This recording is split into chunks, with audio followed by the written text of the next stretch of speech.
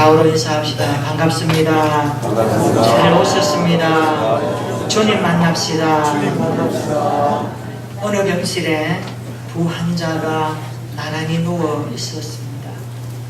이 두 환자는 침대에 누워있는 중증 환자였습니다.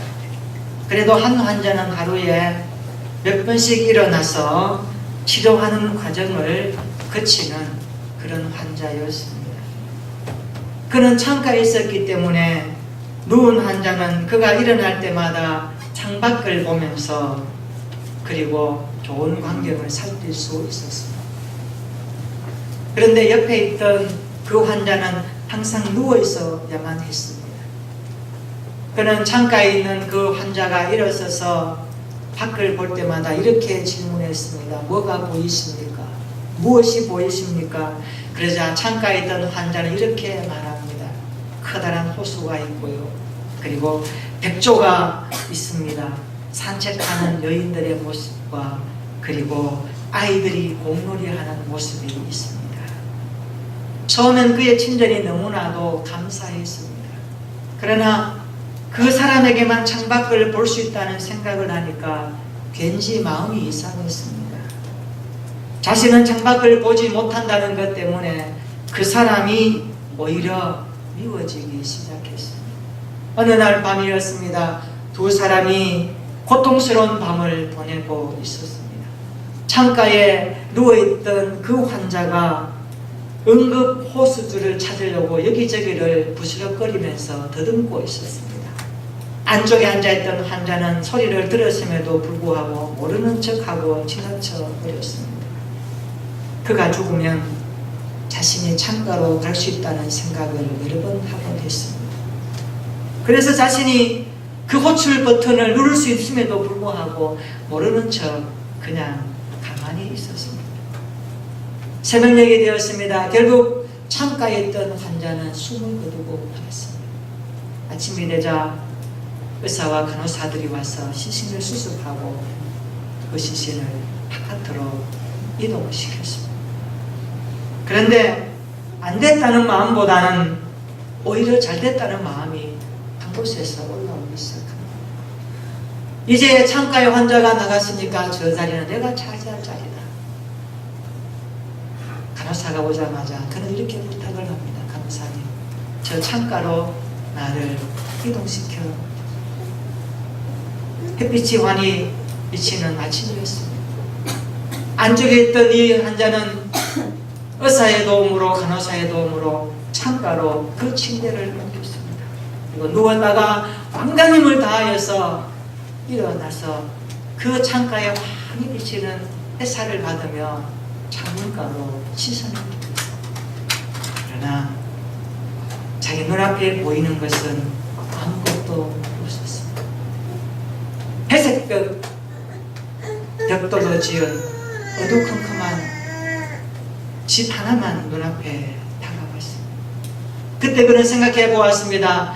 아니, 지난밤에 죽었던 이 친구는 왜 일어나서 창밖을 볼 때마다 내가 무엇이 보입니까? 라고 물었을 때마다 호수가 보입니다.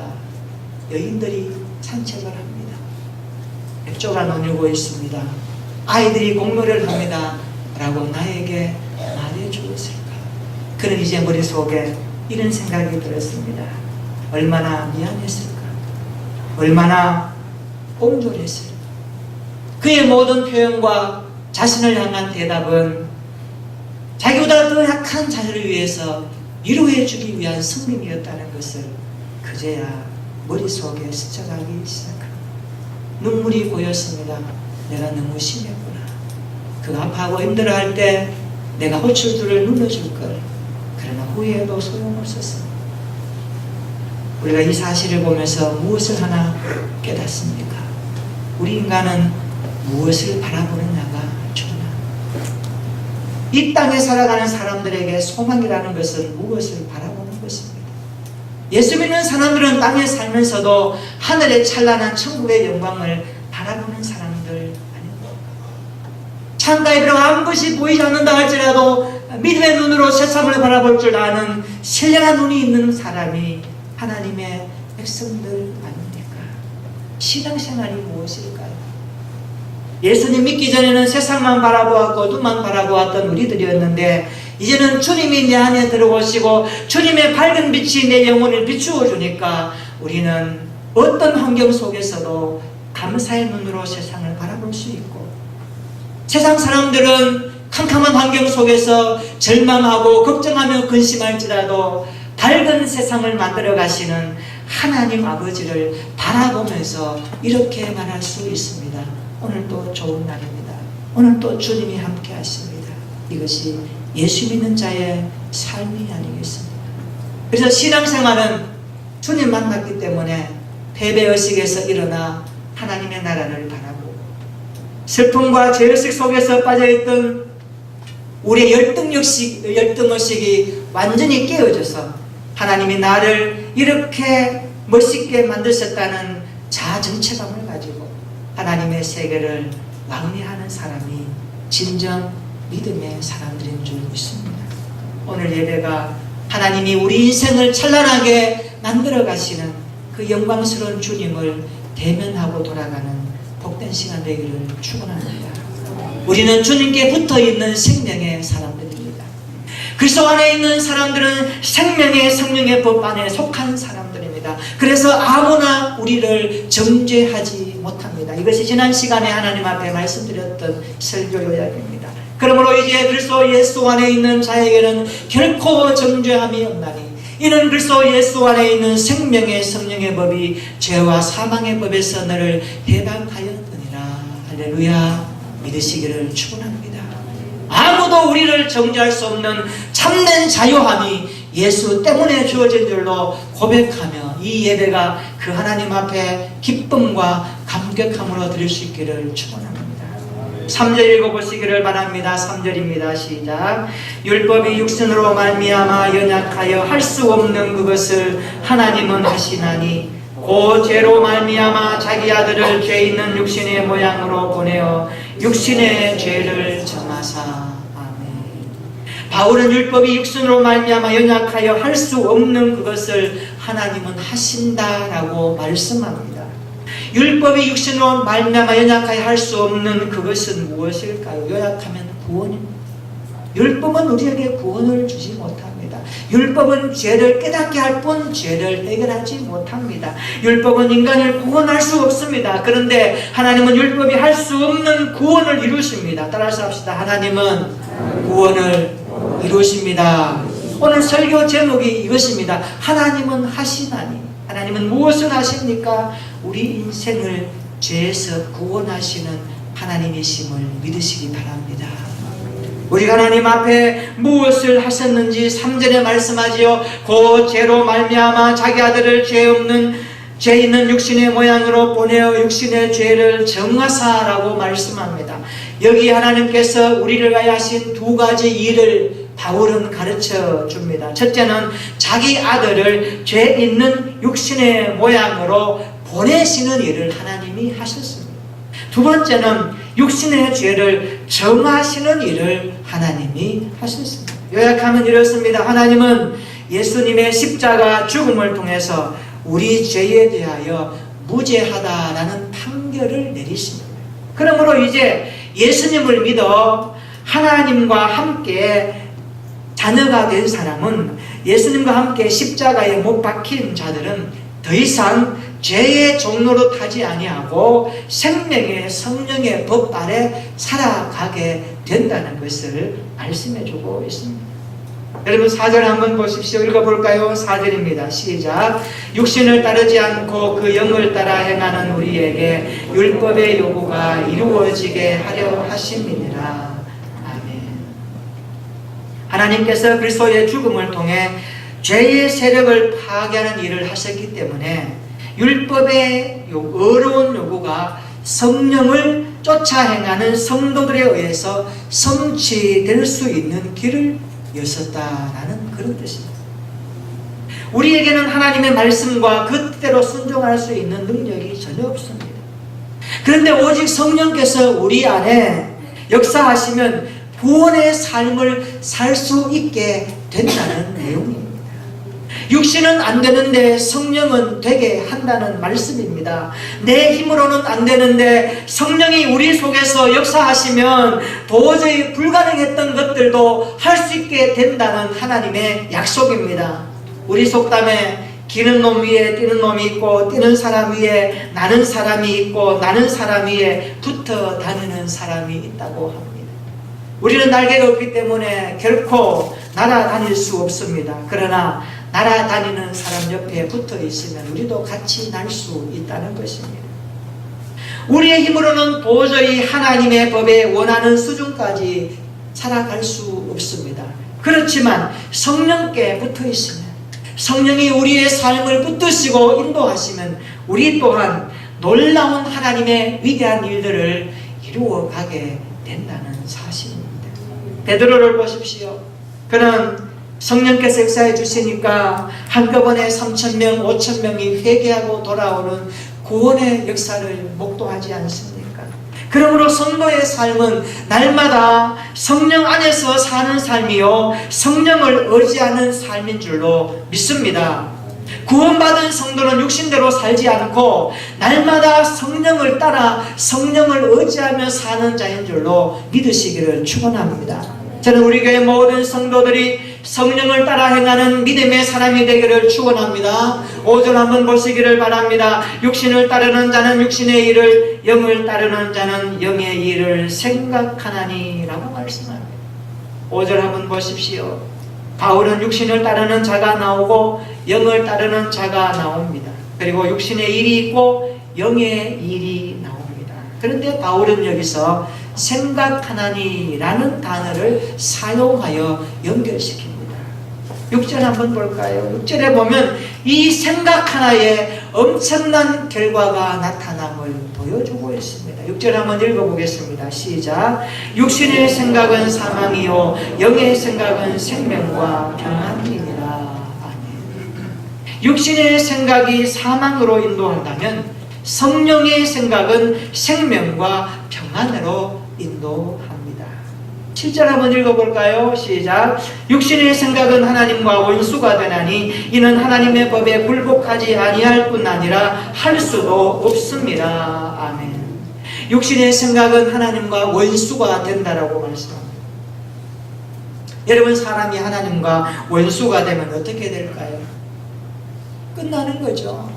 하나님과 원수 맺고 어떻게 살아갑니까? 죽는 거죠. 멸망하는 거죠. 천국은 꿈에도 생각할 수 없는 거죠. 육신의 생각이 그만큼 무서운 것이라고 말씀합니다. 8절도 한번 말씀합니다. 읽어볼까요? 8절 시작. 육신에 있는 자들은 하나님을 기쁘시게 할 수 없느니라. 아멘. 그렇다면 결론은 났습니다. 그렇죠? 하나님은 무엇을 하십니까? 구원받은 백성들이 성령을 따라 행하는 생각을 할 수 있도록, 그래서 하나님을 기쁘시게 하는 삶이 되도록 그 작업들을 오늘 또 믿는 자의 현장 가운데 일하신다는 것을 확인할 수 있습니다. 우리 모두는 성령의 생각으로 하나님을 기쁘시게 할 수 있기를 바랍니다. 육신대로 살다가 사망에 이르지 말고 성령을 쫓아 행하는 가운데 생명과 평안을 날마다 누릴 수 있는 저와 여러분들의 믿음 생활 되기를 진심으로 축원합니다. 그래서 우리는 날마다 성화되어야 하는 것입니다. 우리가 예수 믿고 나면 반드시 변화를 경험합니다. 그리스도를 영접한 인생은 반드시 변화를 경험합니다. 만약에 예수 믿는다고 하면서 변화 없다라고 하면 그것은 가짜입니다. 예수 안 믿는 거예요. 예수를 믿는다고 하면서 전혀 변화 없이 살아가고 한다는 것은 예수 안 믿는 것과 똑같습니다. 거기에 구원은 없는 겁니다. 여러분, 그런데 변화는 시간이 필요합니다. 변화는 반드시 이루어지는데 이것이 성화의 시간 속에서 나타납니다. 이거는 인고의 시간이 필요하고 하나님의 일하심 속에 나타나는 현장을 통하여서 확인할 수밖에 없는 것입니다. 하나님은 구원받은 우리를 성화시키십니다. 아멘이십니까? 하나님은 구원받은 우리를 구원시키고 끝나지 아니하고 우리의 인생을 새롭게 다듬어 가시는 주님이신 줄로 믿습니다. 예술을 좋아하는 한 사람이 있었습니다. 그는 이상한 나무를 볼 때마다 작품을 만들어내는 것이 얼마나 묘미 있고 재미있는지 산을 다니며 들로 다니며 정말 예술적 작품을 찾기 위해서 오늘도 논두렁길을 걸어가고 있었습니다. 그런데 한 농부가 논두렁가에서 불을 지피고 있습니다. 나무 더미를 가득 쌓아놓고 그게 불을 지피고 있습니다. 불이 활활 타고 있습니다. 이 예술가가, 이 조각가가 그 곁을 지나가다가 머릿속에 하나 삘이 왔습니다. 무엇입니까? 불 속에 타고 있는 어떤 나무가 굉장히 자기 머릿속에 그려진 겁니다. 야, 저거 작품이다. 저거 작품이다. 어떻게 합니까? 불을 끄기 시작합니다. 물을 붓기 시작합니다. 숯공덩이 된 그 나무 한 조각을 끄집어냅니다. 어떻게 할까요?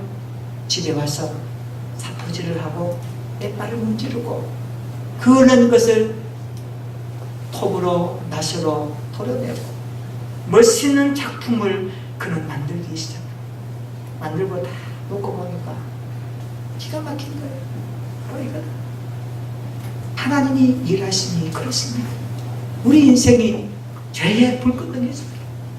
오염과 죽음과 절망과 낙심 속에 살던 우리 인생들에게 주님으로 찾아오셔서 주님의 십자가의 불끄덩이 속에 들어가셔서 우리의 모든 죄의 짐을 짊어지시고 우리를 구원해내신 겁니다. 구원하고 수감되게 된 그것을 그냥 두시지 않습니다. 오늘 또 뭐가 난 우리 부모를 깎아내시고 더럽고 추한 것들을 닦아내셔서 우리 인생이 작품이 될 수 있도록 거룩한 성화의 삶을 살아갈 수 있는 하나님의 완벽한 작품이 되어질 수 있도록 오늘 또 성령으로 우리를 작업하신다는 사실을 믿으시기를 축원합니다. 이것이 구원의 선행입니다. 우리가 그날 주님 앞에 설 때에 우리 인생은 영화의 단계로 들어갈 것입니다. 죄도 없고 눈물도 없고 아픔도 없고 시기와 질투도 없는 영원한 주님의 날에 들어갈 것입니다. 그 날에 들어가기 위해서는 작업이 필요합니다. 구원받는 자에게는 하고 있는 놀라운 하나님의 성화적 작업, 이 작업을 하나님은 또 하신다는 겁니다. 그래서 오늘 성경은 말합니다. 하나님은 하시냐? 하나님은 하신다. 누구도 하나님의 일하심을 막을 수 없다. 아멘. 우리를 향한 주님의 구원의 계획을 완벽하게 이루어가시는 주님의 놀라우신 작업하심을 누가 막을 수 있겠습니까? 누가 막을 수 있겠습니까? 하나님은 우리를 구원해 놓으시고 방치하지 않았습니다. 믿으시기를 축원하십니다. 방관하지 아니하십니다. 여러분 눈동자 하나하나 쳐다보시면 여러분 생각 하나 보시면서 우리가 무엇을 생각하고 무엇을 말하는지 다 보시면서 간섭하세요. 그래서 구원받았다는 것은 철저하게 내 인생이 하나님의 다스림 속에 간섭받고 있다는 겁니다. 그 믿음이 진짜 믿음입니다. 구원받았다고 하면서 간섭받지 아니하고 하나님 따로 나 따로 사는 것, 그거 구원받은 것 아닙니다. 그 사람 천국 못 갑니다. 왜요? 하나님 그런 사람 천국 안 데리고 갑니다. 왜요? 성화시켜서 영화의 단계 들어가기 위해서 우리는 날마다 구원받은 자의 삶으로의 거룩한 신부로서 살아가는 일에 하나님은 우리를 다듬어 가십니다. 이 다듬어가는 주님의 마음이 느껴져야 합니다. 주님의 손길이 경험돼야 됩니다. 이것이 신앙생활입니다. 사랑하는 주의 성도들이여, 성화가 무엇일까요? 그것은 잘못된 것을 뿌리 뽑고 수술하는 게 성화 아니에요. 성화를 본문의 말씀을 옮겨보면 이렇습니다. 육신의 생각을 수술하는 것이 성화입니다. 육신의 생각을 영의 생각으로 수술하는 작업이 성화입니다. 육신의 생각을 따라가는 우리의 모습을 수술하고 작업을 해서 하나님의 성령의 생각을 따르도록 하는 것이 하나님의 일하심입니다. 그래서 아담과 하와를 통해서 우리는 이것을 철저하게 깨닫습니다. 그들은 성령의 생각을 따르지 않다가 육신의 생각을 따르다가 멸망하지 않습니까? 이게 우리 조상이 범했던 원죄의 현장입니다. 창세기 3장 여러분 한번 찾아볼까요? 한번 찾아봅시다. 창세기 3장 4절로 6절입니다. 한번 찾아보겠습니다. 왜 우리가 원죄에 대해서 계속 체크해야 되는가? 우리 인생의 존재 방식과 연결되기 때문에 그렇습니다. 창세기 3장 한번 보십시오. 4절부터 6절까지 제가 한번 읽어봅니다. 여러분 눈으로 마음으로 한번 따라 읽어보시기 바랍니다. 뱀이 여자에게 이르되 너희가 결코 죽지 아니하리라. 너희가 그것을 먹는 날에는 너희 눈이 밝아져 하나님과 같이 되어 선악을 알 줄 하나님이 아심이니라. 여자가 그 나무를 본즉 먹음직도 하고 모함직도 하고 지혜롭게 할 만큼 탐스럽기도 한 나무인지라. 여자가 그 열매를 따먹고 자기와 함께 있는 남편에게도 주매 그도 먹은지라. 이 말씀에서 보면 이런 문장 하나를 우리가 교훈 얻을 수 있습니다. 사람은요, 보고, 듣고, 느끼고, 생각하고 나서 판단해요. 맞나요? 봐요, 들어요, 마음으로 느껴요, 생각을 해요. 그래서 깊이 고민해서 판단해요. 이게 우리가 살아가는 삶의 방식입니다. 아담도 그 방식을 그대로 답습하는 거예요. 그런데 중요한 것은 뭘까요? 오늘 본문에 나와 있는 많이 사용되는 단어와 연결시키는 것과 똑같습니다. 생각이. 사람은요, 생각하는 대로 행동하게 되죠. 여러분 무엇인가를 깊이 몰두하고 생각하면요, 그렇게 되는 거예요. 무엇이 왜 꿈에 나타납니까? 생각하니까 그게 머리에 착상되고 가슴에 남아서 삶의 생각대로 계속 반복하는 행동이 되면 뭐가 되는 거예요? 습관이 돼요. 습관이 시간 속에서 굳어져 버리면 그 사람의 정체성이 돼요. 생각 잘 해야 됩니다. 오늘 본문에 한번 보세요. 하나님께서 바울을 통해서 우리에게 생각 훈련을 하라고 말씀하는데, 아담과 하와는 뱀의 하는 이야기를 어떻게 들어요? 너희가 먹어도 결단코 죽지 아니하리라. 그렇게 생각으로 받는 거예요. 하나님은 뭐라고 말씀하십니까? 선악을 알게 하는 나무의 열매를 먹지 말라. 먹으면 반드시 죽으리라 라고 했는데, 아담과 하와의 머릿속에는 하나님의 말씀을 어떻게 해요? 가볍게 생각하는 거예요. 생각이 중요합니다. 생각의 무게가 지금 다른 거예요. 하나님의 말씀을 듣는 생각과 뱀이 말하고 있는 그것을 받았을 때에 자기가 생각하고 판단하는 그것이 지금 잘못된 거예요. 너희가 먹는 날에는 너희 눈이 밝아졌다고 하니까 그렇게 생각했던 거예요. 아니야, 하나님이 먹지 말라 했어 라고 생각하고 그것을 봤다 그러면 괜찮았을 텐데, 그가 그렇게 죽지 아니하라 하니까 그것을 듣고 생각하기 시작합니다. 생각하니까 이제 눈으로 보는 게 어때요? 본문에 뭐라고 합니까? 눈에 보니까 먹음직스럽게 보였다.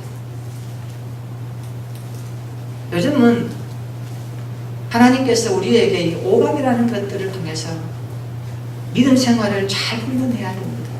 특별히 지혜롭게 할 만큼 탐스러운 나무였다고 그렇게 보여졌죠. 그러니까 그것을 행동으로 따먹은 거, 이게 죄입니다. 죄가 뭔가? 우리의 조상 아담과 하와는 전인격으로 죄를 지은 거예요. 생각으로 짓고, 들을 것으로 짓고, 보는 것으로 짓고, 손으로 짓고, 마음으로 짓고. 그러니까 우리의 인간은요, 죄인으로 태어났을 때에 우리의 전 존재가 죄성을 가지고 나왔기 때문에 칼빈은 말합니다. 전적 타락이다. 전적 타락이다. 어느 것 하나 승한 것이 없습니다.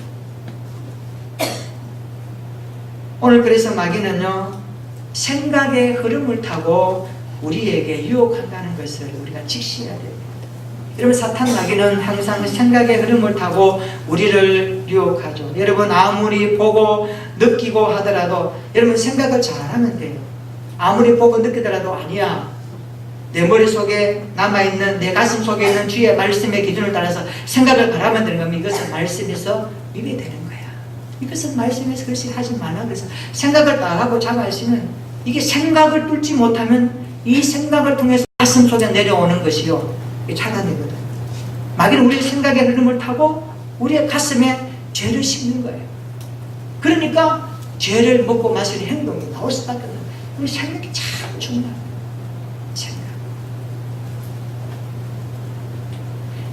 여러분 아무리 그럴싸하게 말해도 여러분의 생각을 믿음의 무장으로 잘 자리 잡고 있기를 축복합니다. 여러분이 나이가 아무리 달콤한 유혹으로 접근해와도 생각을 올바르게 하고 있으면 넘어지지 않게 되는 것입니다. 오늘 본문에 적용하면 이렇습니다. 나는 육신을 따르는 생각을 하고 있는가, 성령을 따르는 생각을 하고 있는가? 저는 우리 교회 모든 성도들이 성령의 생각을 따르는 믿음 생활 되기를 바랍니다. 육신의 생각대로 살다가 멸망하지 않기를 바랍니다. 날마다 성령을 따르는 생각으로 생명과 평안의 삶이 계속 유지되기를 진심으로 축복합니다. 사탄은 그리스도인들에게 생각의 흐름을 타고 들어옵니다. 그래서 사탄은 항상 우리의 육신의 생각을 이용하지요. 본능적인 생각을 하라 그러고 이기적인 생각을 사용하고 탐욕의 생각을 가지고 오고 미움의 생각, 의심의 생각을 이용합니다. 불신의 생각을 이용합니다. 그래서 결국에는 뭡니까? 오늘 바울이 말하는 것처럼 사망에 이르도록 하는 것이 사탄의 죄입니다. 우리 그리스도인들은요, 사탄의 전략을 간파하고 살아야 돼요. 사탄의 전략을 간파해야 돼요. 우리 교회 모든 성도들이 사탄의 조롱거리가 되지 않아야 하는 것입니다. 사탄의 손아귀에서 놀지 말아야 합니다.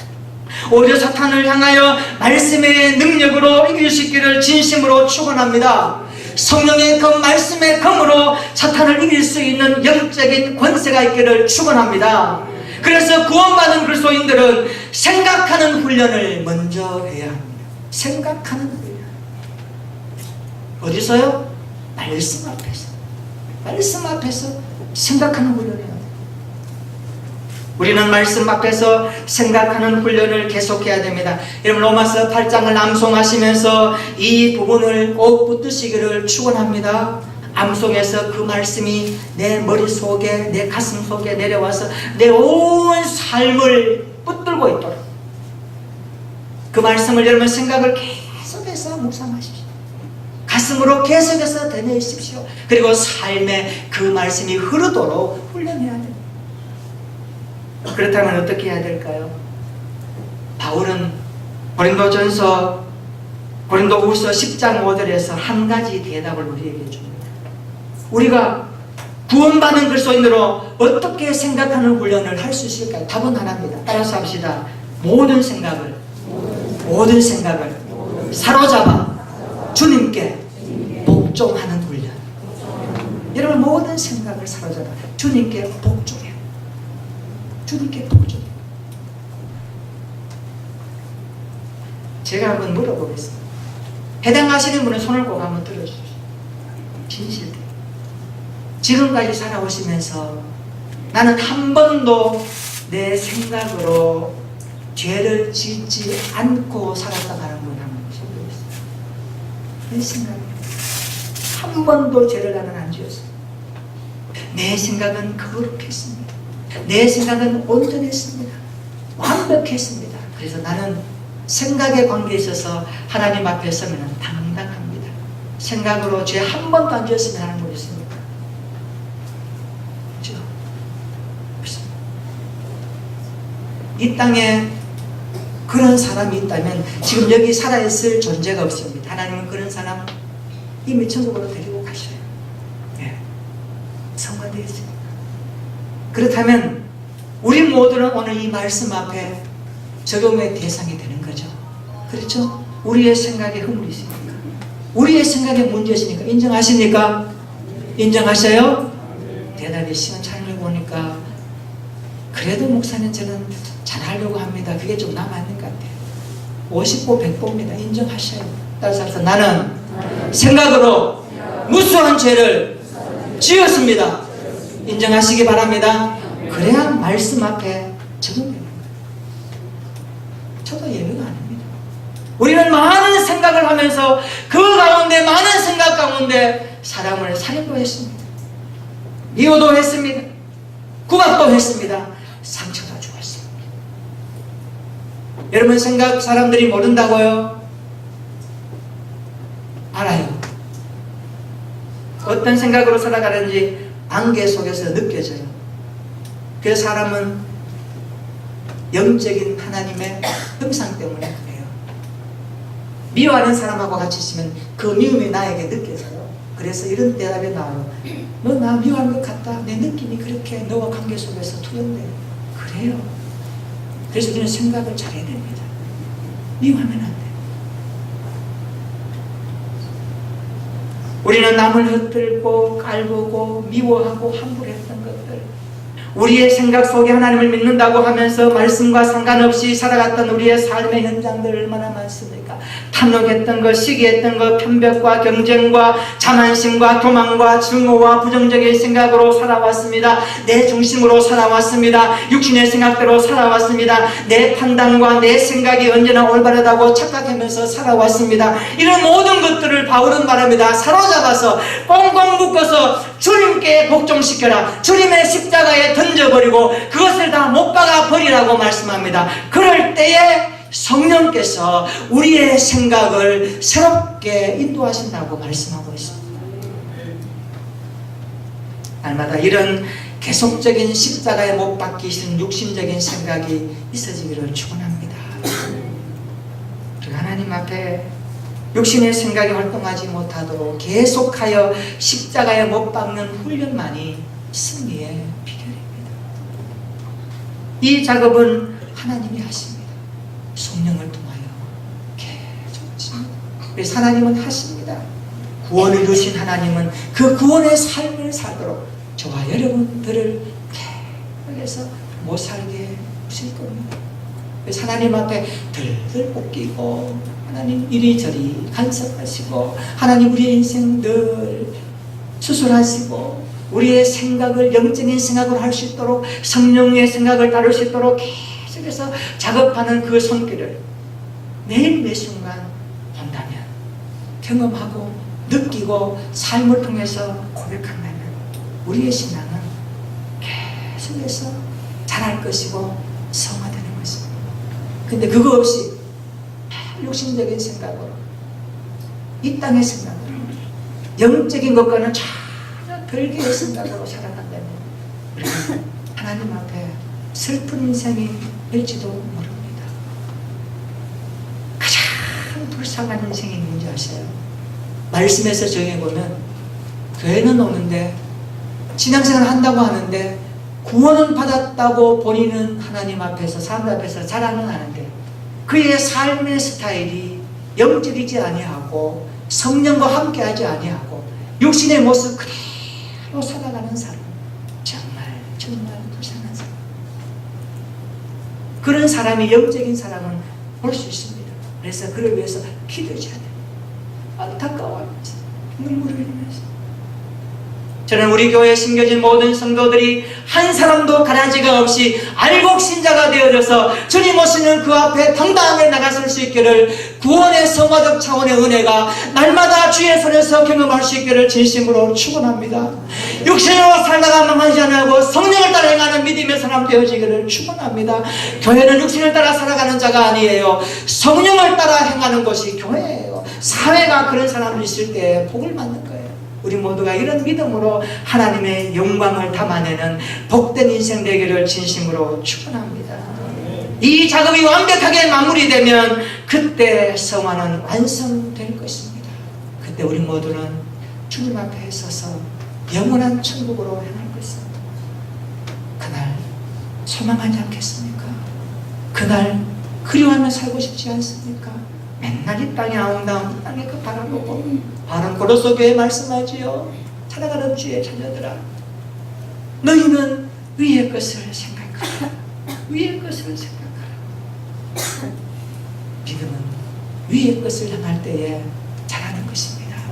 우리의 신앙의 날마다 성령을 향하여 영적으로 생각할 수 있는 귀한 훈련들을 통하여 육신을 십자가에 못 박고 육의 생각은 십자가에 못 박아서 성령을 따라가는 생각으로 주님의 나라를 날마다 볼 수 있는 믿음이 있기를 축원합니다. 성도는 구원받은 사람입니다. 결코 정죄함을 받지 않습니다. 이 구원은 일평생 성화의 과정으로 완성됩니다. 구원받은 성도는 육신대로 살지 않게 되어 있습니다. 육신의 생각은 하나님과 원수가 되기 때문임을 알기 때문입니다. 그래서 그리스도인들은 성령의 생각으로 살아갑니다. 교회는 성령의 생각이 흐르는 곳이 되어야 합니다.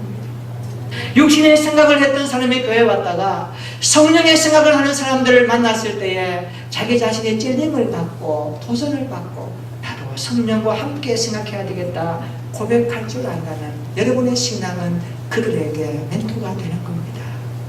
이런 은혜가 우리 모두에게 있기를 축원합니다. 추하고 더럽고 냄새나는 육신적인 모든 생각을 꽁꽁 묶어서 십자가에 못 박을 때 영적인 믿음 생활에서 승리할 줄로 믿습니다. 이런 일이 이루시는 하나님의 손길을 이번 한 주간도 학교에서, 가정에서, 직장에서, 일터에서 경험적으로 고백하여 하나님의 놀라우신 일들을 보면서 하나님이 하십니다. 나를 향한 주님의 일하심을 날마다 경험합니다. 이 고백으로 한 주간 주와 함께 동행하는 우리 모든 성도들 되기를 예수님의 이름으로 축원합니다. 아멘. 우리 한번 기도하십시다. 하나님은 율법이 할 수 없는 구원을 이루십니다. 하나님은 구원받은 우리를 성화시키십니다. 잘못된 것을 뿌리 뽑는 작업이 성화입니다. 육신의 생각을 영의 생각으로 수술하는 작업이 성화입니다. 하나님, 이제까지 내가 육신의 생각을 따라 살아왔지 않았는지 돌아보게 됩니다. 이기적이고 탐욕적이고 미움의 생각을 십자가에 못 박겠습니다. 의심의 생각, 불신의 생각을 십자가에 못 박겠습니다. 날마다 성령을 따르는 생각으로 믿음 생활하게 하옵소서. 그리하여 생명과 평안의 삶이 유지되게 하옵소서. 우리 교회 성령의 생각이 흘러넘치게 하옵소서. 추하고 더럽고 냄새나는 육신적인 모든 생각을 묶어 십자가에 못 박는 한 주간이 되겠습니다. 성령이여 나를 사로잡아 주시고 진리의 영으로 인도하여 주시옵소서. 우리 회개하는 마음으로, 결심하는 마음으로 순종하며 함께 기도하겠습니다.